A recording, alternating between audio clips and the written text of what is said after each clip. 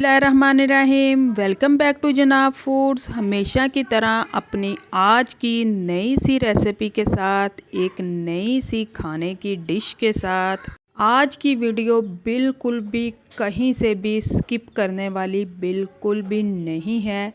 अगर आप भी ऐसे ही मज़े की फ़्राइज़ को बनाना चाहती हैं और इन्जॉय करना चाहती हैं तो फिर वीडियो को फुल देखिएगा, और वीडियो पसंद आए तो चैनल को सब्सक्राइब लाजमी कीजिएगा। आपका वीडियो को लाइक करना और चैनल को सब्सक्राइब करना शो करेगा कि आपको आज की ये नई सी फ़्राइज़ की रेसिपी कैसी लगी। तो चलें अपनी रेसिपी की तरफ चलते हैं, जिसके लिए सबसे पहले मैंने बॉयल्ड आलू लिए हैं और इनको फुली बॉयल्ड कीजिएगा। उसके बाद आप हाथों से चाहें तो अच्छी तरह से मैश कर लें, लेकिन मेरे पास एक बारीक ग्रेटर था जिसके साथ मैंने मैश किया। उसके साथ इस वजह से मैश किया कि बिल्कुल भी आलू के लम्स बाकी ना रहें। एक छोटी से छोटी गुठली भी जो है वो आलू की इस बैटर में हमें नहीं मिलनी चाहिए। और बहुत ही कम इंग्रेडिएंट, बल्कि सिर्फ़ और सिर्फ हम एक चीज़ मज़ीद ऐड करेंगे और ऐसी मज़े की फ़्राइज़ को इंजॉय करेंगे।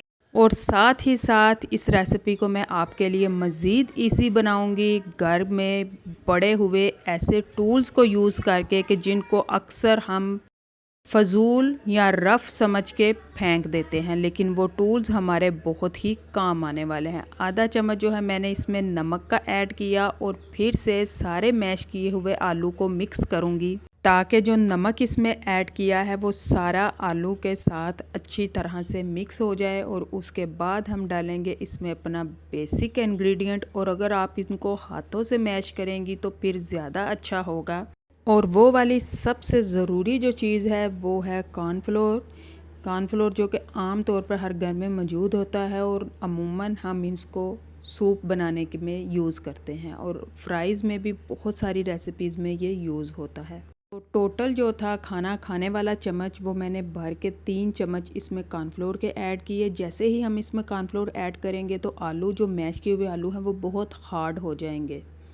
तो उस हार्डनेस को ख़त्म करने के लिए मैं थोड़ा थोड़ा सा पानी ऐड करती रहूँगी और फिर से आलूओं को मैश करती रहूँगी। को टोटल जो मैंने पानी इसमें ऐड किया आधा गिलास पानी था, लेकिन उस आधा गिलास पानी की जो मिकदार है उसको एकदम से ऐड नहीं कीजिएगा, बल्कि थोड़ा थोड़ा डालती रहिएगा और इसी तरह से बैटर को मिक्स करती रहिएगा, ताकि जो कोई गुठली आलू की हो वो भी मैश होती रहे और आलू का जो बिल्कुल पेस्ट बना हुआ मटेरियल है वो और कॉर्नफ्लोर आपस में मिक्स होते रहें। जितने अच्छे से हम इसको मिक्स करेंगे हमारी फ्राइज़ की शेप उतनी ही खूबसूरत और फाइन आएगी।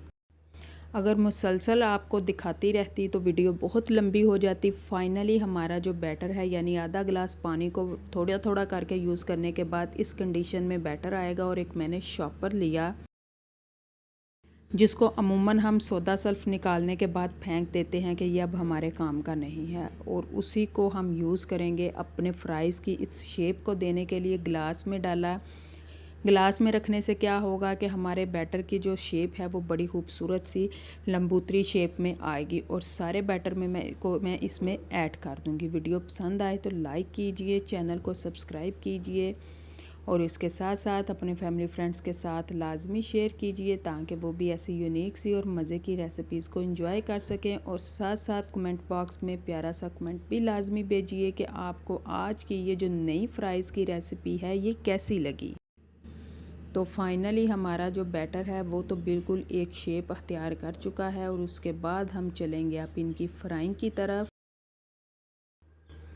और फ्राइंग के लिए ऑयल का भी बहुत ही कम यूज़ किया गया है। यहाँ पे मैं इसको टाइट करके एक नोट लगा लूँगी, जिससे क्या होगा कि हमारा बैटर ऊपर की तरफ नहीं चढ़ेगा। जब हम इसको पुश करेंगे अपनी फ्राइज़ की शेप देने के लिए तो ये बिल्कुल अपनी जगह पे ठहरा रहेगा। और यहाँ पे एक छोटा सा सुराख बनाएंगे, और फाइनली ये देखें जितना फ़ाइन हमारा बैटर होगा उतनी ही फ़ाइन हमारी फ्राइज़ की खूबसूरत शेप जो है वो निकल के सामने आएगी। मैंने तो इस रेसिपी को फ्राइज़ का नाम दिया है। अगर आप इस रेसिपी को बनाएं और इसको क्या नाम देंगी वो भी कमेंट बॉक्स में लाजमी बताइएगा।